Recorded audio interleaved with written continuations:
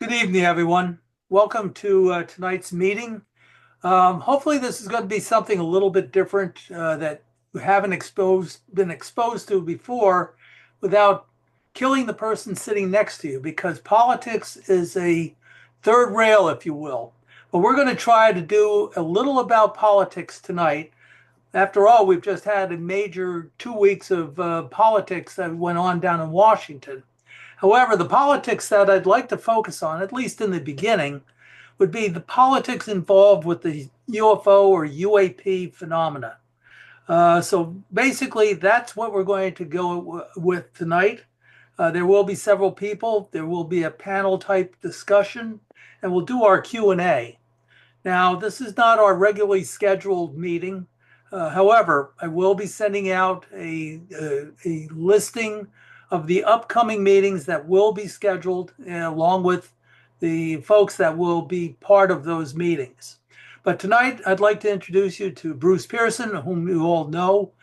Bruce has been involved with us here since the beginning. He's a plank owner, if you will. Being a fellow coastie, I'm going to give him the title plank owner for this event.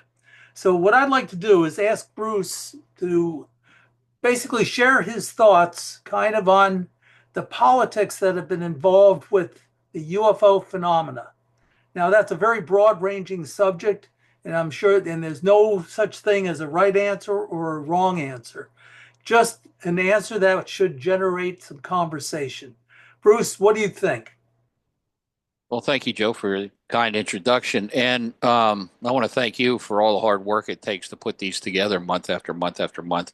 I hope that our guests and the folks that have watched it afterwards get something from it. But the topic at hand tonight is, I think, obviously, with the change in, the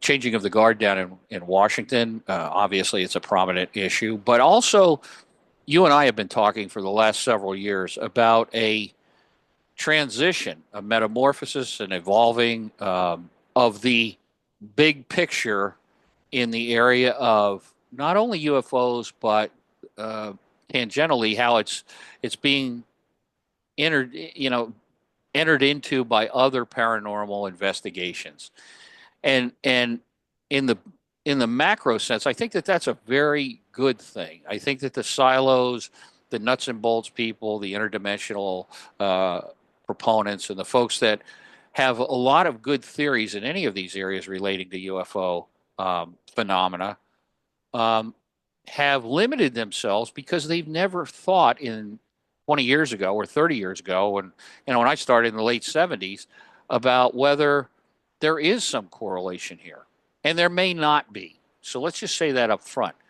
But if we look at some of the anomalous, and whether they're anecdotal or documented, pieces of evidence that appear simultaneously between UFO events and, for example, Bigfoot sightings and so forth, um, maybe there is a correlation. That's not the focus of what we're talking about tonight. And let me just say up front, with all humility, my opinions are just my opinions. Just because I feel some way or my observations lead me to believe one thing, I would never be so bold as to say you should accept anything I say as gospel. Make up your own mind. And that's part of the problem. This is such an immense, game changing, bizarre, out of the norm area of interest that it's very, very hard for any of us who are not theoretical physicists like Jack is, or who are not, metal specialists, who are not propulsion experts, um, to really evaluate the little bit of information, squeezing the little bit out of the toothpaste tube, if you will, for the last 40 years. It's very hard to get the time to spend on this, to vet whoever is making this evidence known. What is their background? What is their credibility? But pardon me. But then to analyze it and come up with any kind of conclusion, uh, it's a daunting task. And I think that I've seen that in my own shortcomings, not having all those skills and not having unlimited time and not having unlimited budget or access to a myriad of pieces of information that are held by the government or private corporations or individuals that for are afraid to come forward, whether they're in the cockpit of a plane or work for the military or a defense contractor. Um, Couple that with an unfortunate part of human nature, in my observation, and you and I were talking about this before the meeting, of people do need to eat, pay their bills, keep the heat on at their homes. And so there's a lot of folks that take shots at investigators because they charge to do a speech. Well, guess what? They have to pay their bills, as I said. Nobody's really making much of a living on this that I'm aware of in any way, shape, or form. So that's, excuse me, that's a reality of living in the real world. By the same token, in the last 10 years at least, it's been my observation because there's been a influx of interest and a just, you know, the number of shows that you can, pull up the Pluto channel, pull up Roku, look at how many shows are on. It's microcasting at best, but now you get some kind of sketchy foundations that some of these folks are working off of. I can't really honestly, completely honestly, I can't think of anybody offhand. There's been a couple folks in the past that have been turned out to be complete charlatans, and that's a shame because it does a lot of things. I mean, it gives the naysayers the ammunition to say all of it's bunk and bully, and we're all nut jobs, or we're all in it to line our own pockets. Well, if that's the case, we're not doing very well at that with that goal. But it puts a setback in place, no matter how small or how prominent the person may or may not be. But that's human nature. I mean, we see that in government every day. Oops, did I say that out loud? So that's just a human failing. So where are we in this current situation, and how does the current attitude of the Trump administration bear or come into bear on this topic?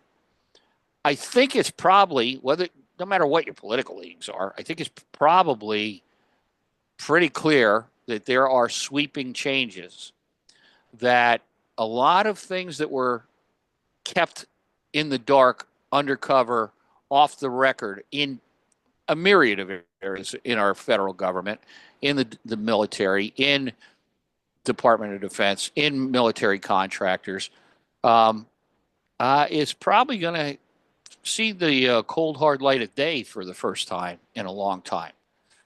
I think that no matter what side of the fence you're on, I just think that that's good to the extent that it can't be as bad as it was turning over the technology that we use to cut the propellers on nuclear subs to make them silent. That unfortunately, Mr. Clinton turned over to the Chinese through a third party.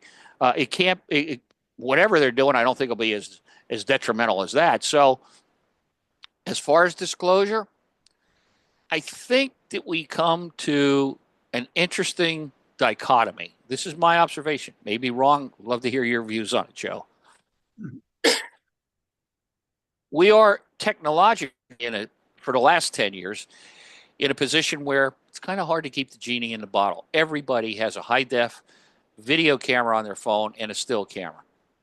So try as they may to discredit everybody and everything that's documented, not so easy as it was when we were, when we were taking black and white Hawkeye 120 pictures, and you would get a grainy picture once in a great in a while.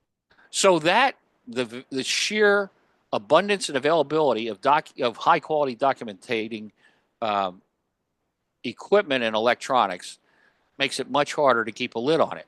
Couple that with how many countries have come forward and spilled their guts, if you will, about what they've documented, what they've seen, records, and so forth, including the Brits to a large degree. That adds to the momentum of a change in the paradigm.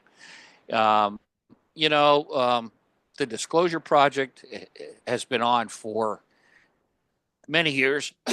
Forgive me, I'm so sorry. No problem. And You go back to 2001 with Stephen Greer, and he's changed the stripes, and God bless him. I don't know all the details of it. But I know the 2001 Disclosure Project, and the people that set forth were credible, honest, decent uh, people that put their careers and their reputations online. This has happened three or four major times in the intervening period.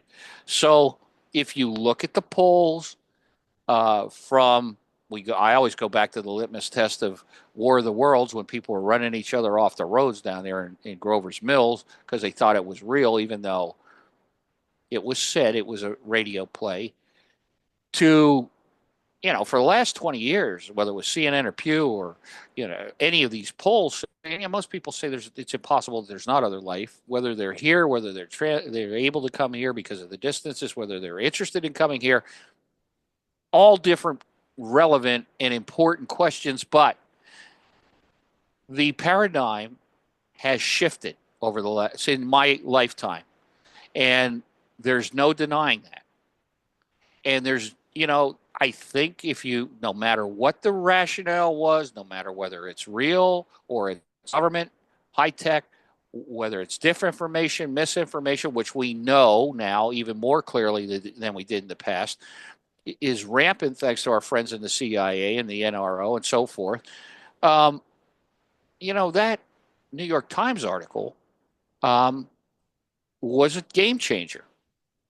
The Phoenix Lights was a game changer. The Stephenville event was a game changer.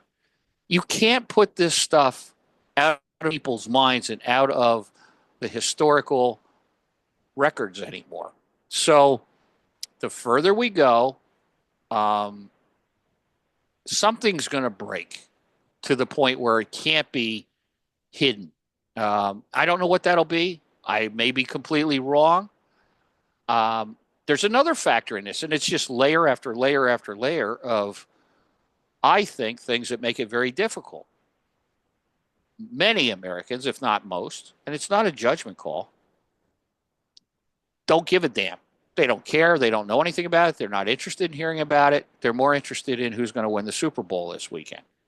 That's fine. That's their passion. They have every right to do that. But because there isn't a groundswell, or we don't have the folks with the torches and pitchforks saying, we want to know now. We go back to the Carter administration where he said, I'm going to release this. You go back to Bill Clinton, who alluded to that fact. I'm going to release what we know. I think, from personal involvement, not by me, but from my father, I think that Secretary of the Navy Forstall wanted to discuss it. He's in the MJ-12 document, whether you believe that's real or not. So I think it goes back to the early days in the 40s. And you always had people pushing for this disclosure, but I think with good reason early on. And one of it was save a face for all the boys in the military. I don't think you're ever going to see an acquiescence and a voluntary disclosure. I think if they get their nose rubbed in it and can't back out, well, begrudgingly, and I thought that was going to happen with Tic Tac, but they still keep, backpedaling and so forth. So that's kind of my take on how incredibly complex, not only what it is, the technology, what's going on, the physics, the reality. There's something going on. It's not all made up in misperception or people faking things, but we live in a very complex society, and it's probably not front burner with a lot of people. I'd love to hear your comments on all that, Joe, and where I'm wrong in that. No, you're not wrong at all. Like I said, there are no right answers, no wrong answers. It's just a mystery that has to be uncovered. And I think that part of the problem the industry has, and those of us that kind of exist within that industry, is that we tend to run in the same direction at the same time. There's a little bit of a herd mentality, I think. And I think that, looking for um, a different solution that may give us a slightly different perspective, and it's something that we might want to consider.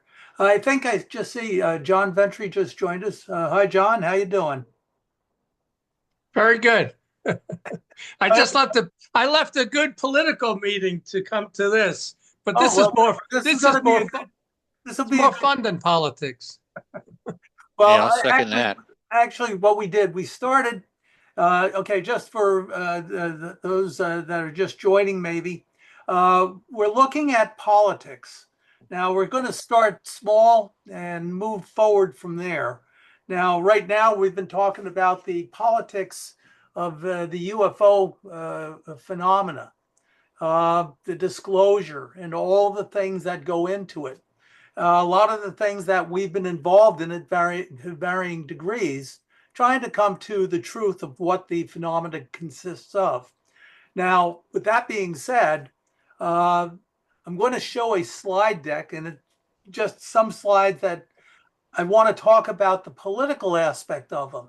Now, the politics could be nothing more than somebody protecting their revenue stream, like if it's a government entity, um, or if it's giving up control of something. The politics of control, controlling information. That's something that we all have been dealing with.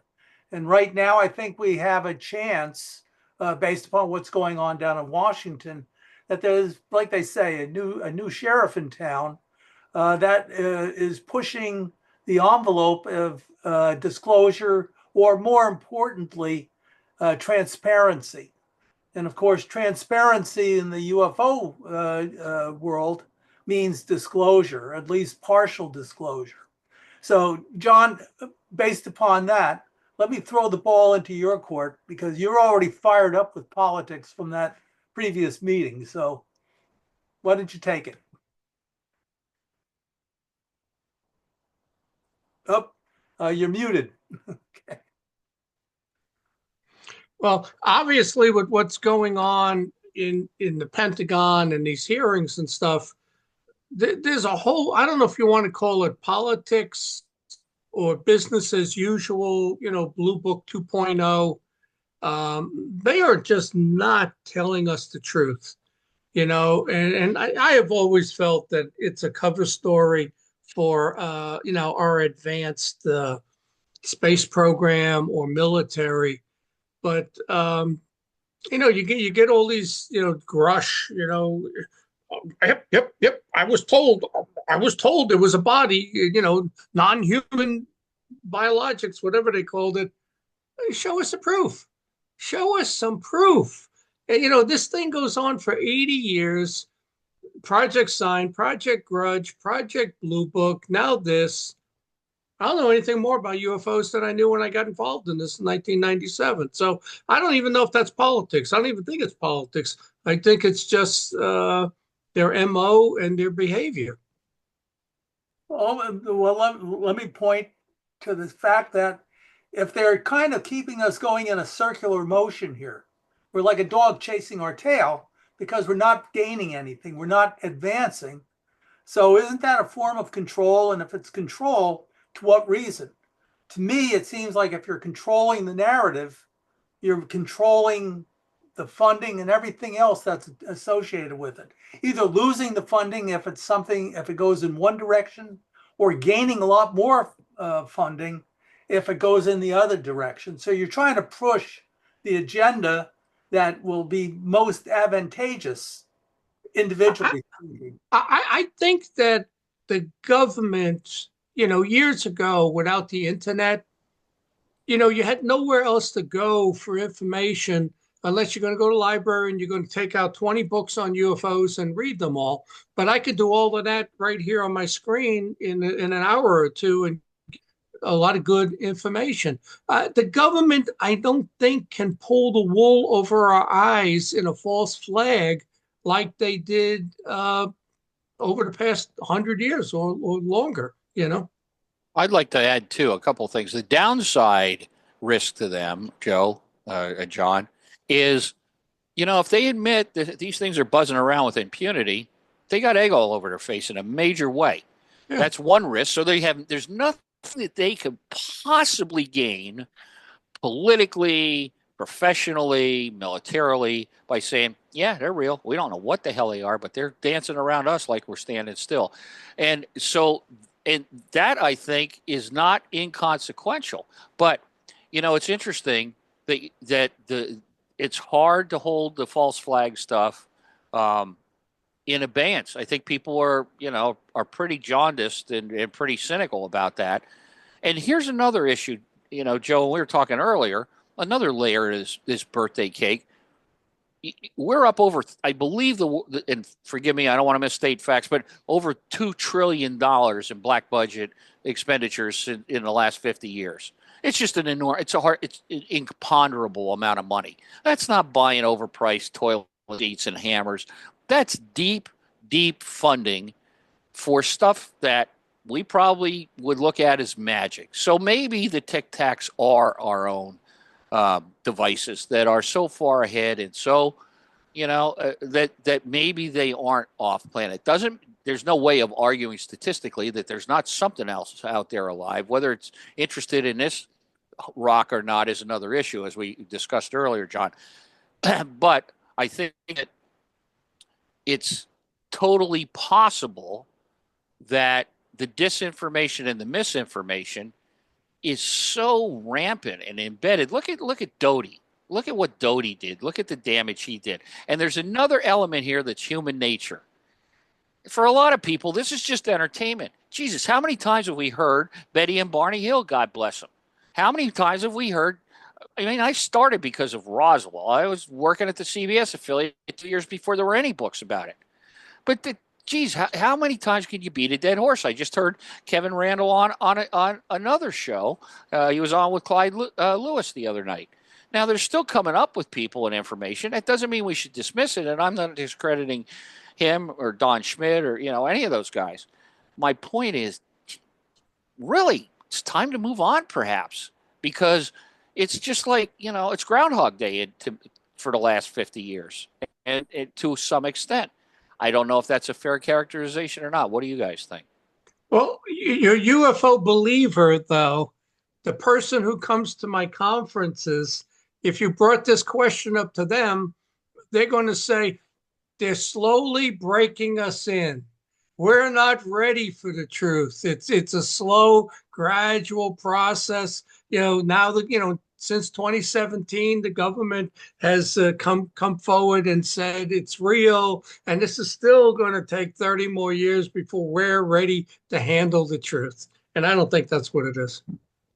Well, there's no doubt. And Joe, jump in, Joe. You had something you wanted to say, but I want to respond to that. I was just going to say that there's a couple of more examples that I find very close to home. First of all, let me talk about STS-48. That's the space shuttle mission back around 91, 92. They were launching a satellite. Now, here's where politics is at numerous points. I can point to politics all over the place. STS-48, they were launching the UARS, Upper Air Research Satellite. Now, this was in response to the hole in the ozone. Do you remember the hole in the ozone down in the South Atlantic?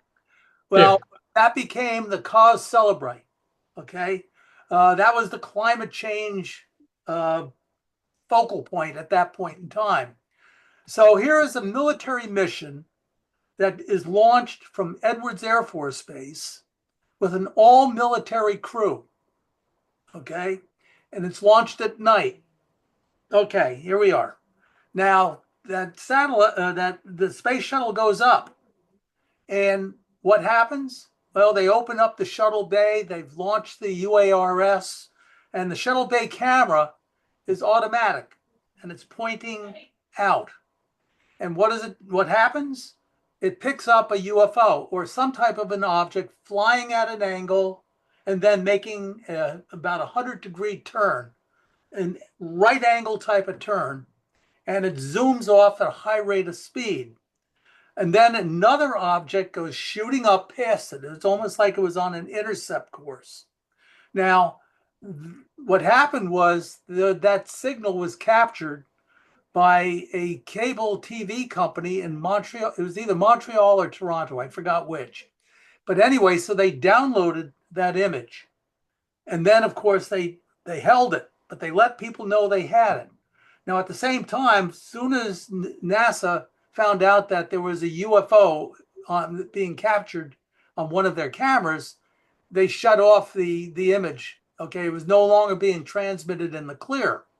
Okay, so they did that because for whatever reason, whatever the criteria is that NASA uses, they do this to this day. Every time something shows up at the ISS, turn the camera off. They go blank screen. So that in of itself, you could look at as being a political statement more so than a scientific statement. Now, here's where it really gets interesting.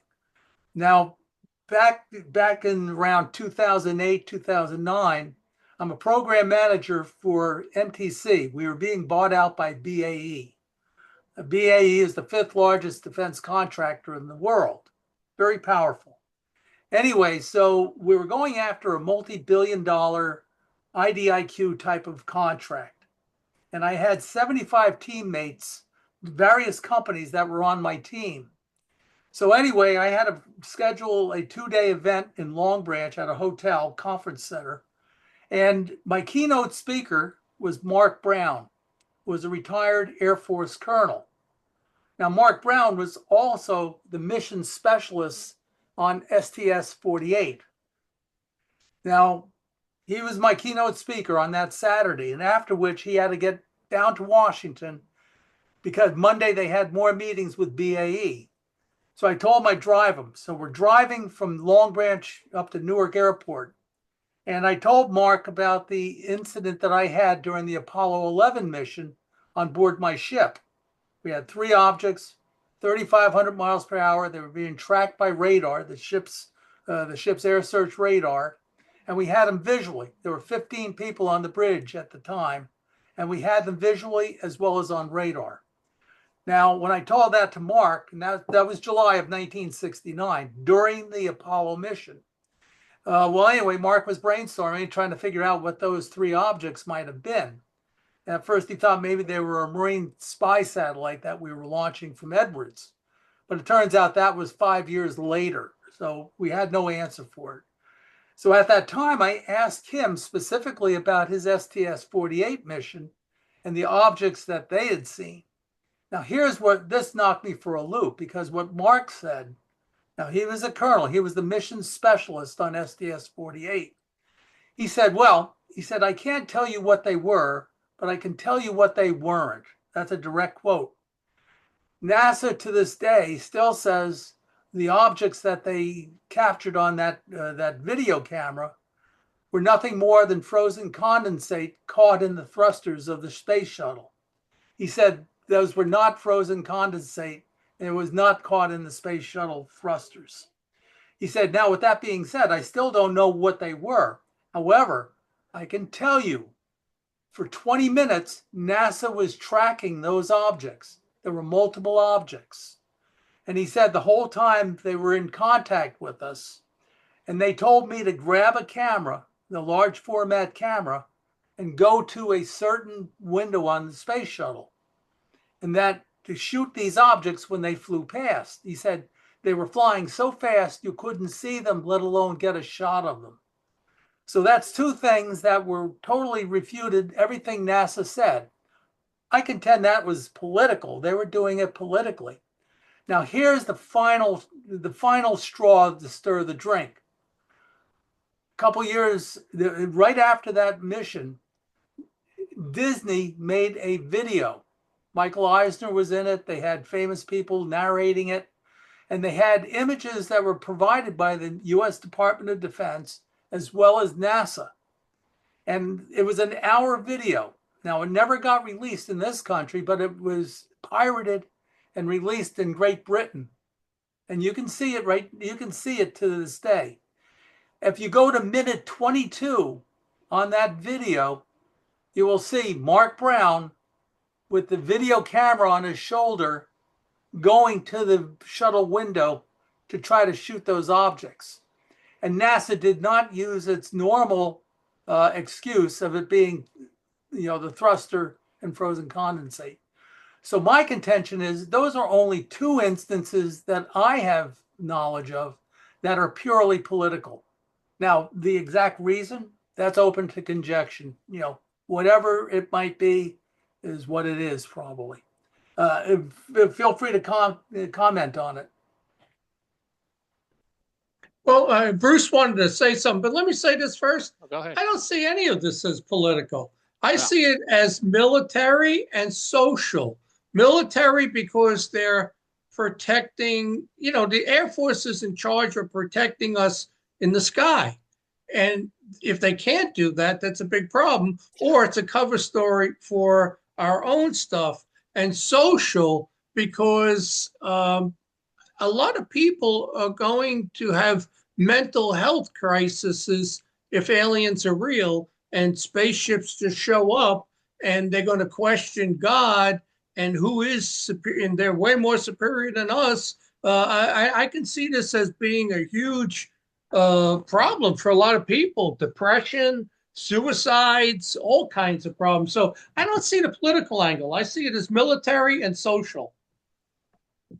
Okay, Bruce, what about you? I can't disagree at all. I mean, that was the whole, impetus of the Rand Yeah, report back in, Rand. that they said, hey, society's going to take a dump if people be running off, buildings and stuff and shooting themselves. Which, as John says, that there's a lot of folks that aren't too sophisticated that still may do that. But if you want to really see the volume of the type of documentation that you just alluded to, that was video. Go look up on YouTube all of the recordings and the audio transmissions. I mean, there are dozens and dozens and dozens of it. And then they got wise and they started going to the guard band, the secure band, which was scrambled every time somebody said something. It goes back to Buzz Aldrin saying, hey, they're watching us from the edge of the crater. They're up here. I mean, this guy wasn't smoking dope up there. There's a number of those things. Look at how he's come forth now, in retirement and said, hey, look at the stuff he's saying. Look at the stuff Edgar Mitchell said, couched, of course, within the guidelines that he said I can only say so much. But, look at what, who was it? That landed that they landed. He was had a film crew out there at Edwards when the thing landed out on the runway when they were testing Navy launch systems, for carriers. They took the footage and he took it into to the commander, and they flew it to ostensibly to Wright-Patterson or to D.C. and it was never heard from again. So there are numerous reports of this stuff, and there is once again, and I prove me wrong because I could be completely wrong. There's no upside to anybody agreeing to any of this stuff. They'll all be out of a job. I mean, because it's either us doing it so far in advance, it's like magic to us. It's like Merlin the magician, or it's real, and there's not a damn thing we can do. It's good if it is real. If they are real, if they are from off planet, good thing, it's like walking down a pathway, at a park and seeing an ant farm. I mean, generally, you don't just smash them to smash them. Thank goodness they don't do that to us. Or, we just be a cinder right now. If you believe some of the historical things that Zechariah Sitchin did with the Anunnaki and hybrids and making us better suited to mine gold for them because it was used in, it was a very important material. There's so many facets to this that I don't know that if you can really comprehend and get your head around the whole thing. And I don't know if that's smart or if that's necessary. But I think John makes a good point. A lot of people came unhinged because of the election, and they're still unhinged. So. Yeah. You tell them that there's off-planet people here, interdimensional people. They'll definitely be losing it. That's just my impression of it, and I may be wrong. I think I think it would crash Medicare, Obamacare, all of that.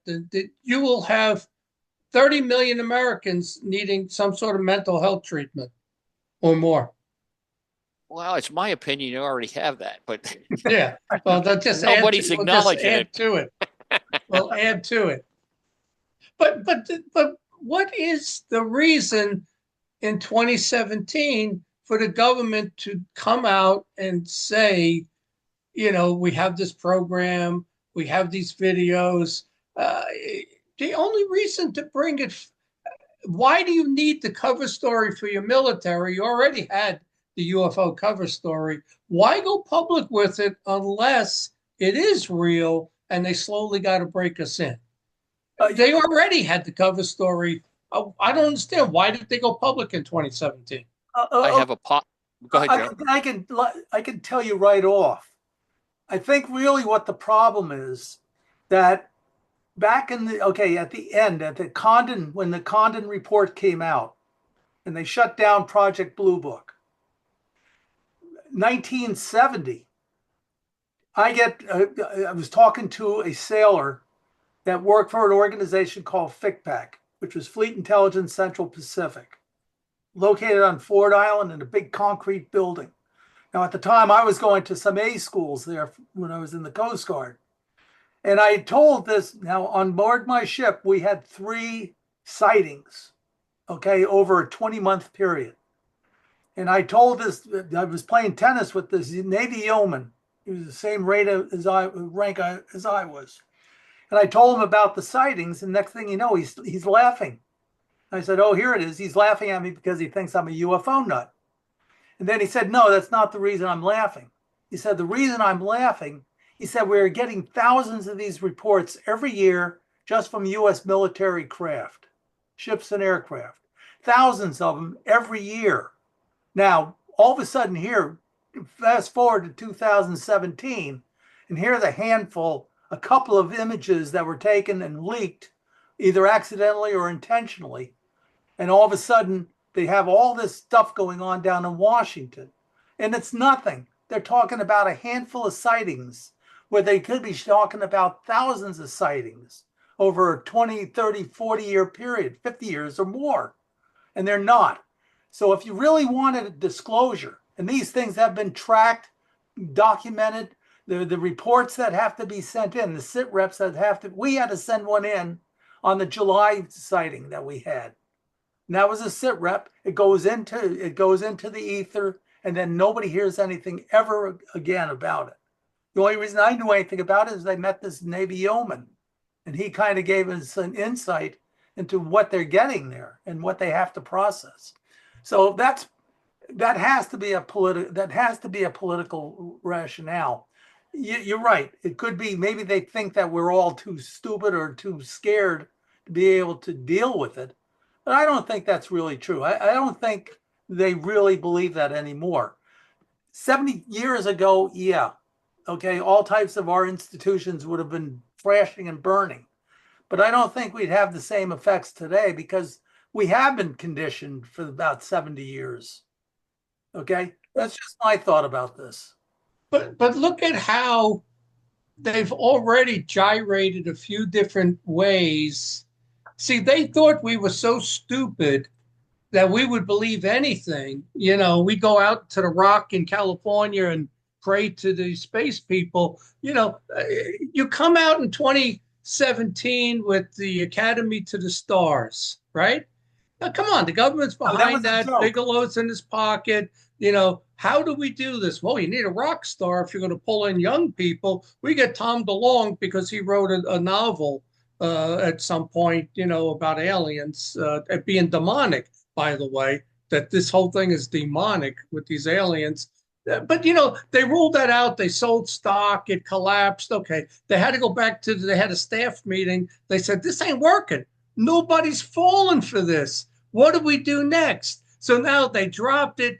They've changed the name of this group. It's got to be 5 times now. To Arrow, to 8, and I don't even know what the new name is. But they've at least 5 times they've changed the name. They've changed the directors. They've changed the players. Lou Elizondo emerges. You don't see Tom DeLonge at all. They kicked him out. He got fired. So now, this thing is so orchestrated to me because they found out we're not a bunch of idiots, that at least the MUFON people, the investigators, private people out there that have looked at this, we know more than them. They're the amateurs. When I see Christopher Mellon speak and Grush and these congressional testimony, I'm fuming watching these amateurs trying to convince Congress when those people on the panel are already told whatever the truth is. You just ask this question and this one, but don't go and ask too hard of a question, because we don't want to trip them up. The whole thing is orchestrated. It really is.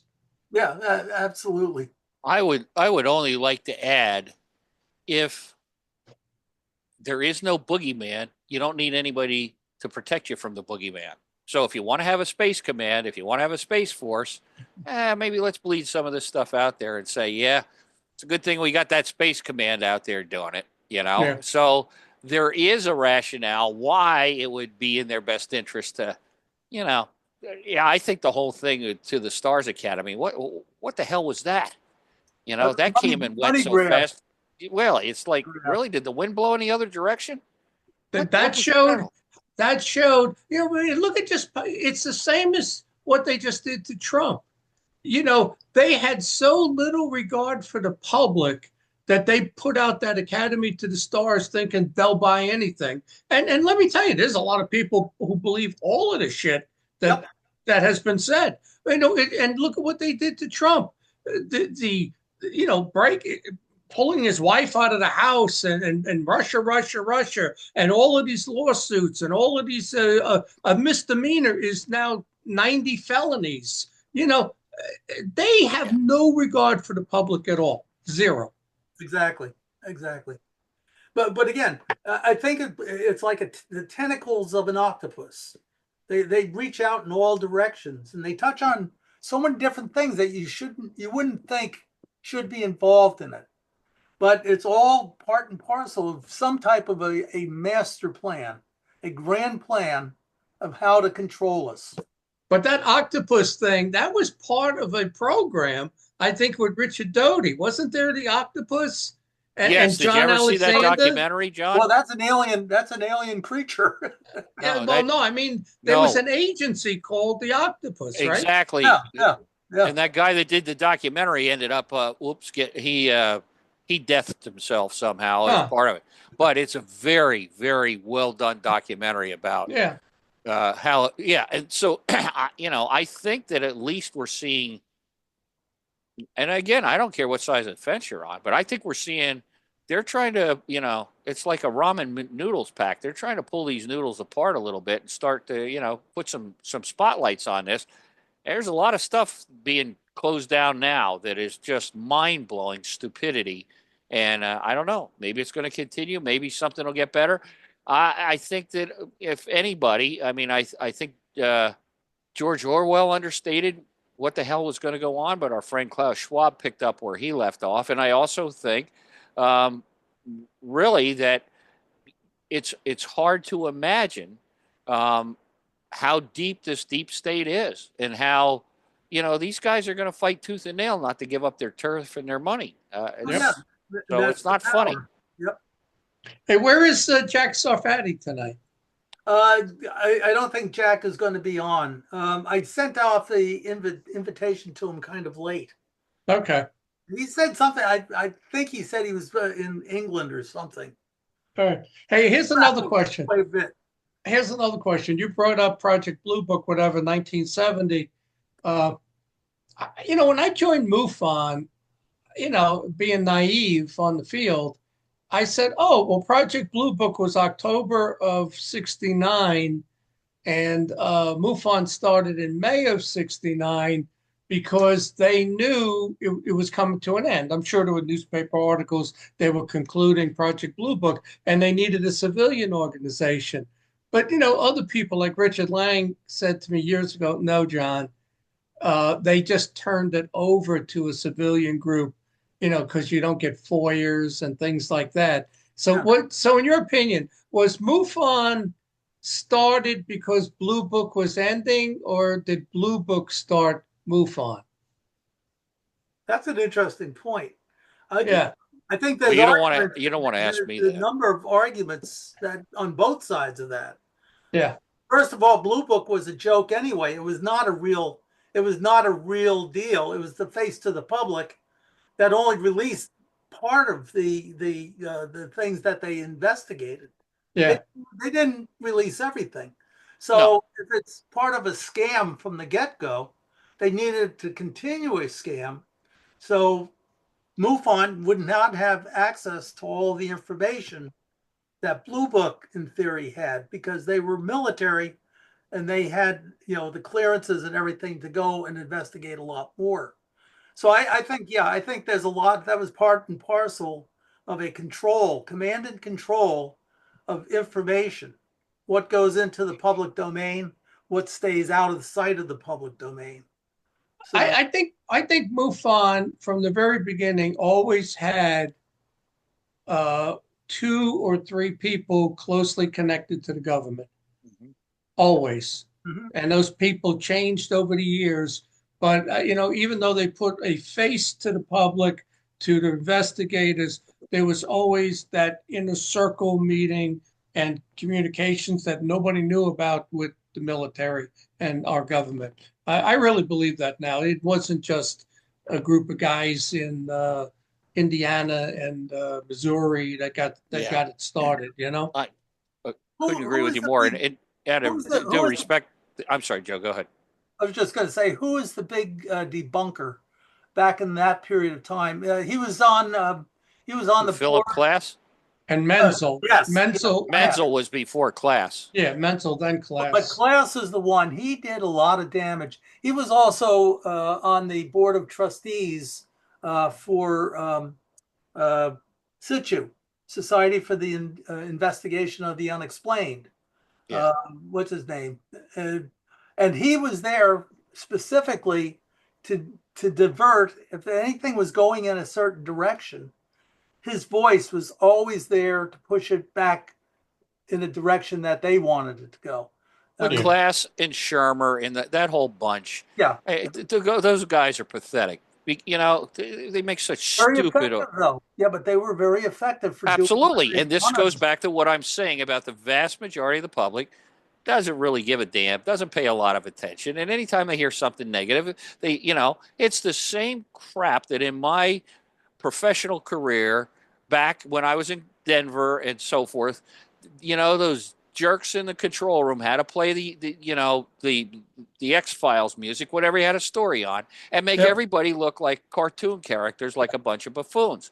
That's the conditioning that our friends with, the psychological warfare crap about the conspiracy theory term that was coined admittedly by the CIA.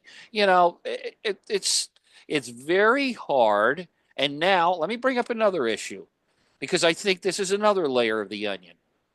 I contend, and Joe, you and I have talked about this, that it's going to be impossible even for people trained and who are diligent and who are dedicated to determine anything that's real, both audio or video with AI. It's just not going to happen. Right. Right. It's just not going to happen. So if you don't know the provenance of who had that footage, who took that footage, what was the chain of custody, and who could do that with its digital, we're screwed. You won't know what to believe unless you actually shot it yourself or Right. talked to the pilot who witnessed it yourself and you knew the guy wasn't a screwball. I don't know. That doesn't speak well for the future of disclosure. Yep. Well, again, everything is controlled. You're going to have to go a long ways to convince me otherwise. Now, again, what's open to interpretation is who is doing it for what reason. Each one may have a separate reason and rationale for There it. are many agendas. You're right. But the agendas are pretty. I mean, they're pretty bold faced. You can't hide everything. You can hide most of it, maybe, but you can't hide everything. So from their perspective, you throw out a lot of breadcrumbs in all different directions. People go out there to scoff up these breadcrumbs, thinking that they're on the path of finding, disclosure or the truth. But all they're doing is they end up chasing their tails because they're still going in circular motion. Um, and there's a lot of components that are part and parcel of this engine because it's an engine. It does everything that an engine would do. It's propulsion. Well, I think John's right, though, too. And it goes to another element to this. There is no accountability. No, listen to the hearings. Look at what's been going on. Look at the Hunter Biden thing. Look at Hillary Clinton. Look at the fiasco that Trump's been put through. I don't care what side of the fence you're on. Just from a legal standpoint, you talk to anybody that's a decent attorney. Nobody's held accountable for anything. They can lie through their teeth until hell freezes over. Till the next ice age, nobody's held accountable. Nobody loses their job. Hell, nobody lost their job for leaving $88 billion worth of our stuff over there for the Afghans. So let's be honest. So you catch the guy red-handed. Look at the litany of the history of those jerks in the Air Force with Roswell. We got it. No, we didn't. It was a weather balloon. No, it wasn't. It was crash dummies. No, it wasn't. It was mogul. No, it wasn't. Okay. When Congressman Schmidt said, we're going to put the heat to this thing, they came back and they said, the general accounting officer, the records have been illegally disposed of or misplaced or gone. Well, they weren't. That tactic that started after Nixon started FOIA of handing all these programs to a private company. Now they're out of reach of FOIA, just like Bob Bigelow with Skinwalker Ranch, 20 years over there, and nothing came out except for the stuff that the whistleblowers have brought forth. That's anecdotal. So the point is, these guys, they're like a weather vane. They lie through their teeth. Case closed. What a buffoon operation that was, that press conference. I would have been embarrassed as a public affairs officer for the Coast Guard even to be seen on that nonsense. They were so full of crap. It was like the Christmas turkey getting stuffed. So how can you ever believe anything they say? Because it's just a big, George Carlin called it right. It's a big club and you're not part of it. Yep. And if there's any threat of the incoming administration being honest and will hold you accountable, the outgoing administration gives you a pardon. What an interesting, How do you pardon somebody that hasn't done anything? That's what I said. What's the crime? What do you pardon me for? Yeah, but here's the beauty of it. It's almost like that pardon doesn't exist because they all can be brought back under a different way of doing it. Yeah, and they don't have the fifth now. That's right. And you can't take the fifth. Oops. Yeah, it'll be an interesting stage play coming forward, gentlemen. I hope they are. I hope they are called back in to testify, at least to get to the truth. And if they refuse to answer, then they can be arrested. Give them the hook. Here's the dirty little secret, though. They could be brought up on RICO charges. Yeah, that's interesting. Civil rights. Trump's civil rights were trampled upon. Oh, yep. All you have to do is prove a chain of conspiracy or a ring of conspiracy. Now you have judges that are in cahoots with the elected officials. You have a whole chain. You have going from the federal to the state. That's conspiracy.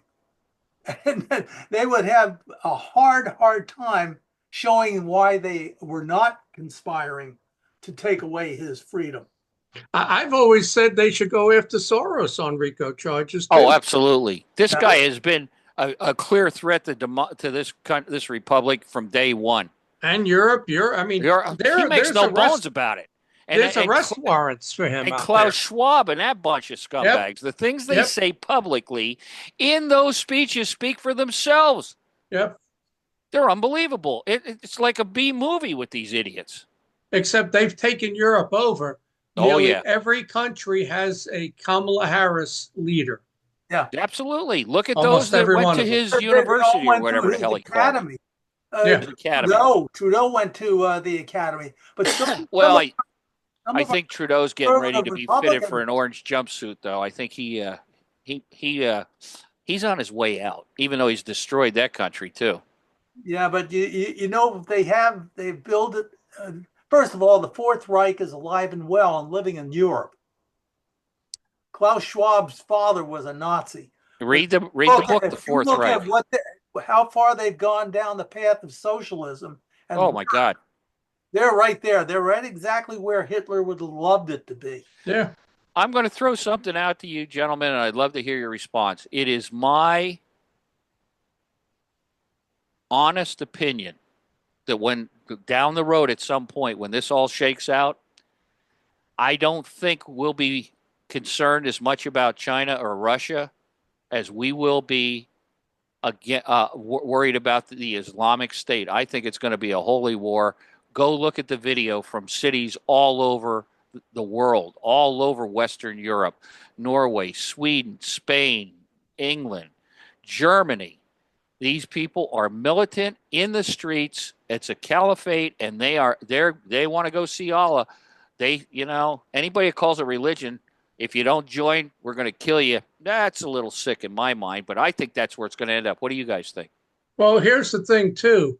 Just look at the average age of the Muslims in Europe who are in their 20s and 30s, let's say, and teens, and the average age of the Europeans that are in their 40s, 50s, 60s, and 70s. Who's going to fight them? These people are young, aggressive, have no conscience, militant. You give it 5, 10 more years, 15 more years.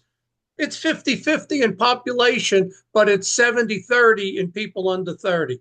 Yeah. You lose. And also the birth rates and everything. The birth rates of the folks coming from Africa and those various 3 times higher. Yep. 5. But that was, see, Klaus Schwab knew that. Yeah. Soros knew that. And they put their leaders in to allow it. And they have betrayed Europe and I hate to say white people, but they have betrayed the entire white race, and it's white people doing it because they got this mental illness. I don't know if the devil is speaking in their ear. I don't understand these people as to why they do these things. Don't you have any nationalism? Don't you have any pride for your ancestors, your heritage? None. Zero. The plan is to destroy it. That's the plan. Exactly. And they almost did it here. If this election was lost by Trump, if they had killed him or he lost, we would be just like Europe right now. You wouldn't be even having this Zoom call right now. Do you remember when NAFTA was brought in back in the 80s? Yeah. Here's the interesting thing about it. If you look, first of all, going back to 1984, the movie or the book, 1984, the world was divided up into 3 zones. Okay? Yeah. 3 zones. They were at constant states of low impact warfare. Yep. Just to keep people frightened. Proxy wars. Yep. Proxy wars, keep them frightened. And then also, if you look under the United Nations, the Agenda 21 is basically dividing the world up into 3 zones again. Now you had the Pacific zone, okay? China is doing what they have to do to take over their area. And they're doing it in a massive way that we still don't fully understand. They have the Silk Road. They have something called the Silk Road, okay? Yeah. The Silk Road, they come in, they'll go into Africa, they'll go into various countries, and they'll say, look, we'll lend you the money at a great rate to do a major project. We'll build you a city. 50,000 people can live here. All you have to do is you take our money, let us build it, and then, that's how they get their nose under the tent. Joe, can I jump? Because I'm going to have to go. I don't mean to interrupt you, because you make good points. But read that book, Confessions of an Economic Hitman. That's what the World Bank and the IMF does. Same thing as the Silk Road. But could I just share something with you, and then I got to split? And I'm sorry to cut you off because your point was well taken. Can you stop sharing for a second? I want to show you something to illustrate my point. And I didn't mean to interrupt you. I apologize. But I'm going to have to run because I got to get to the airport. Just take a look at this real quick. And this is everywhere. Let me see if that... stop here. Let me just see if I'm sorry to interrupt you, Joe. I apologize. I didn't mean to While you're doing that, I told you I'm a Knights Templar. And I get on their podcast. They do a daily podcast. They talk about this Muslim problem. They show us videos you will never see in America of what these people are doing and how bad it is. Do you agree with my synopsis of what I'm saying. Absolutely. Matter of fact, in the book I just wrote last year, They Are Us, I put in the book that the world is going to be taken over by Muslims, Europe and the United States, especially Europe. Central London was brought to a screeching halt so that some Muslims could celebrate Ashura Day.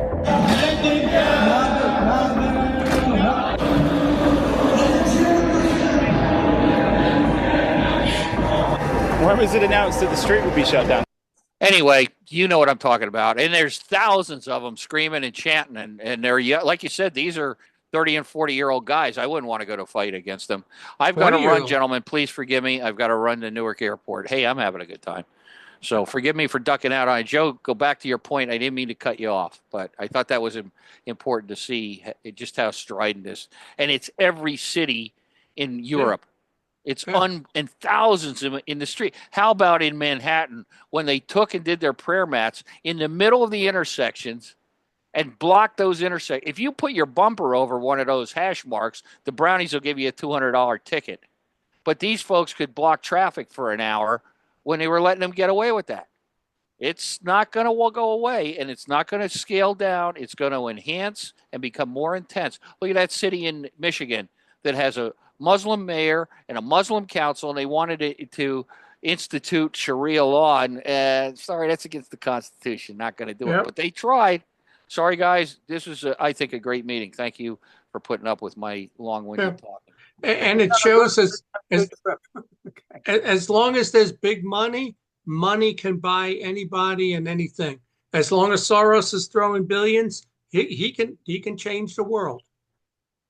Yeah. Very few people have integrity. I will always stand up against them and fight against them. And you can call me all the names you want and all of that and boycott me, cancel me. I'm still going to say, fuck you. Is this being recorded? Oops. Very few will. Back, John. Tell us what you really think. Yeah, no, I'm just being nice. Be safe, gentlemen. Thanks, Joe, for putting this together. Bruce. John, good to see you again. Thank you, guys. Sorry to duck out on you. No problem. Yeah, I mean, the whole thing, I go back to the thing, Bruce is saying that it's all going to be Muslim. Now that, if you remember what's his name?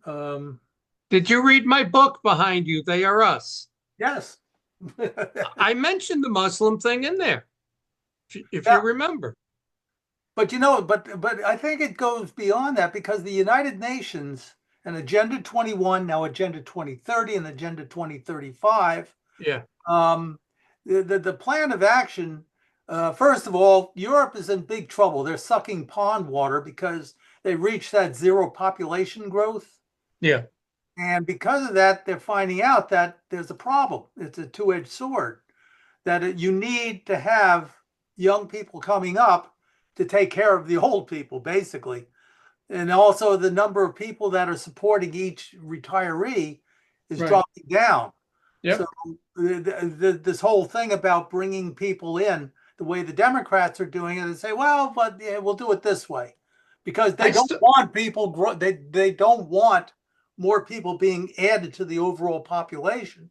So they said, we'll just take the people that will do the menial chores and so on. And that becomes, that's their model, but it's still a model that is being fulfilled. Europe is going to become Muslim. It will become Muslim in a very short period of time. There's no doubt about that. 30 years, Europe. And then they got the atomic weapons, nuclear weapons in France and England. Yeah. I don't, where is the mentality? Paris, London, you've got nukes and you're going to be a Muslim. I just don't get it. I mean, where is the common sense? But, Schwarzkopf and Soros, they paid for it and they got it done. But that is that. I think what you're starting to see is it's eroding at the edges. I don't think they've reached because of Trump, where it's going to glide down to exactly what they want it to be. It's going to be very hard to change Europe because it's so entrenched. We caught it before it went over the top of the bell curve. We caught it at about 11 p.m. Before it passed midnight. Europe is already at 3 a.m., 4 a.m. on the other side of the bell curve. Yeah. And, you saw, where was it? Romania, the conservative guy won the primary. They threw it out. Yeah. They threw it out. In Poland, the guy's a centrist and he says, I'm in the middle. We're going to take care of things.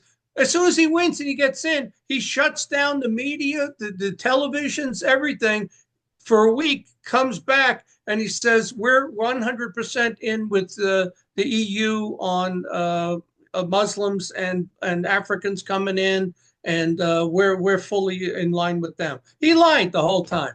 Oh, yeah. Imagine that, a politician that lying. Yeah. Trump's going to have a hard time. He could put so much pressure on them, but I got news for you. Europe's, economy is bigger than the United States. They got about 60 million more people, 80 million more people than the U.S. does, and their gross GDP is higher than ours. Their economy is bigger than ours. They could turn around and tell Trump, you tariff me 25, I tariff you 40. Yeah. I tend to see it a little bit differently because I had to deal with the Federal Reserve Bank of New York. Yeah. The Fed's the biggest scam going, but you know who bailed out Europe back in 2008, 2009? We printed billions of dollars and fed it into the EU. They did not have the resources. At the time they had to bail out, Greece had to be bailed out, Italy had to be bailed out, Spain was in big trouble, and they still are. They're still a hollowed out economy.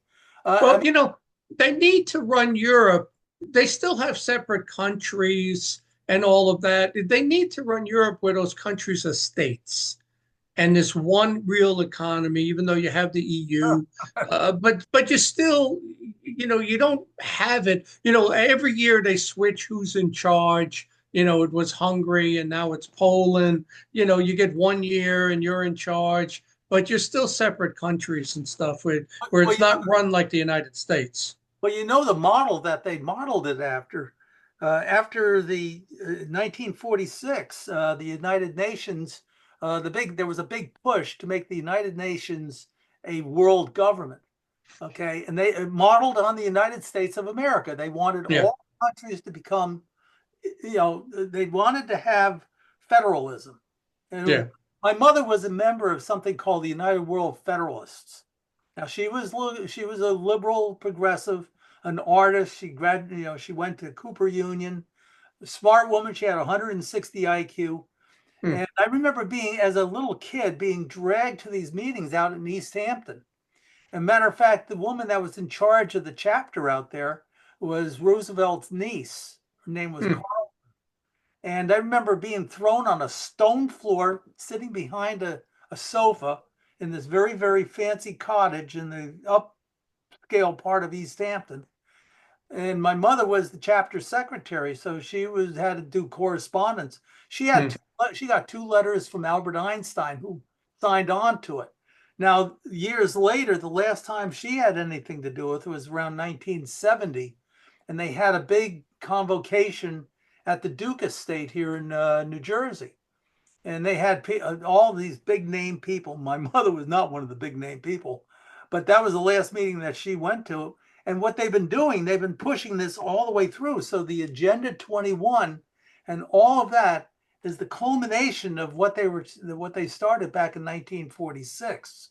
Yeah. And unfortunately, it's not going to work because the United Nations or the EU is proving the point, because all these things that they implemented, thinking that they were state of the art and years ahead of everybody else, is actually creating the problems that are going to be the downfall of them. Yeah. Do you have my book Apophis 2029? The one about the asteroid? Oh, that is one I didn't buy.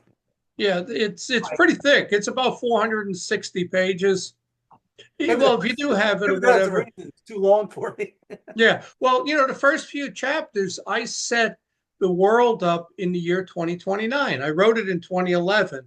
But you will be amazed if you read the first 3-4 chapters, whatever it might be.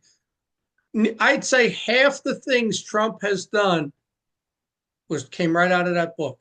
I said he's got to be reading my book. Or his people are. Yeah, yeah. I mean, Somebody had to be reading this. I kind of like fantasize that like when he leaves in 4 years, he's going to hold my book up and said, thank you, nearly John. everything I did was in this novel, and then I'll be a bestseller and a Right. millionaire from You know what it. you might want to do? You might want to send a copy of it to Vance. Yeah, yeah. We got It's hey continuity. We need 20 years to fix this because Trump ain't going to get this done in 4 years. No. There is so much in the education system, so much, everything has to be fixed. Yeah. And It's incredible. he's got to keep the pedal to the metal too. And You can't give the other side a chance to catch their breath. yeah, and they're going to resist, and Yep. already, the whole DEI thing, the whole immigration thing, all of the sanctuary cities are saying "F you," we're not doing it. Yep. So now you've got to withhold federal funding. This is going to get very nasty, Without a doubt. because they're not going to turn over. They're figuring out how to resist and what did they have to do, and they're hoping that Trump's tariffs and stuff backfire, inflation goes up, prices go up, and then people will turn on Trump by this time next year. Yeah, but you know the problem that the Democrats have? They got their asses kicked. There's no doubt about that. They don't have a legitimate candidate. No, but they don't have any legitimate leadership either. Yeah. They just changed. They just named a new head of the Democrat National Committee, right? Where he came from? Minnesota. Yeah, well, Background? He's a socialist, another one of these social Democrats. well, you see, that was the problem, is that they cleaned out the Democrat Party of moderates, and it's at least 70% progressive woke wackos. And now you can't turn it around because they're not giving up power. So, but that's good. Okay. But that's okay, because you know what they are? They're where the Whig Party was back in the 1850s. Yeah. They couldn't change, and they that spawned the Republican Party. Yeah. And well, it's like Democrats are going to have to go through the same process. Well, even in London, the Tories or the Republicans, they're dead in the water. They're like only 15% of the House. They blew it because they became a uniparty. Yeah. Just like what we have down in Washington. We have a large uniparty down there. Yeah, and matter of fact, and this is the thing the Templars talk about too, this Nigel Farage. And you got Musk praising him, and he's going to help Nigel Farage, and he's going to help Tommy Robinson. Where do you get your information from? These guys are two of the biggest shills going. They're working with Klaus Schwab and the Democrats and the liberals. And, here's this Farage guy on television saying, white Europe is dead. It's done. Bring in as many non-whites as you can. We want to grow the population because it's all about the economy. And again, he's 100% against your heritage, against your nationalism, against your race. So how can he be a MAGA guy? A MEGA guy, whatever you want to call it for Europe. Unbelievable. Well, I would say that Musk knows how to play both ends against the middle. Yeah, but I think he's getting bad. He's not the richest man in the world because he plays straight. Yeah, but with Europe, I think whoever's advising him is giving him the bad information, just like how Trump trusted people his first term and they were never helping him. And I think Musk has the same problem. He's in an area that he doesn't have connections and know enough in politics, and they're steering him in the wrong direction. Well, the one thing that we've got to be careful of, that Trump doesn't trust Musk too much. Yeah. He could be done in very easily by, somebody like Musk. Yeah. I like Musk. Don't get me wrong. I like Musk. I think I think he's a brilliant businessman. I think he's very weird. Well, yeah, He's weird. problems. Yeah, his personality, he's like crazy. He's like a goofball. It's like my son, he's homeschooling his kids, and he says to me, well, Elon Musk was homeschooled. I said, holy shit, if that's your example, that he might be intelligent and the richest guy in the world, but that's a crazy man. That there's something off with him, very much so. Well, look, I mean, he's estranged from his biological kids. Yeah, At least he's one the, of them. yeah, well, one of them is trans, right? Yeah. His firstborn, his daughter, I think, whatever it was, became trans. I don't know. It's a crazy world. I mean, first of all, the education system, it's not anything new that it's been broken for 50, 60 years now. Yeah. And getting worse every year because each generation comes back to teach the next generation. Yeah. And they keep screwing it up. This is going to be very hard to fix. It's going to take our lifetime. Hey, Joe, I got to go too because I got some stuff I got to follow up on now from the meeting I went to.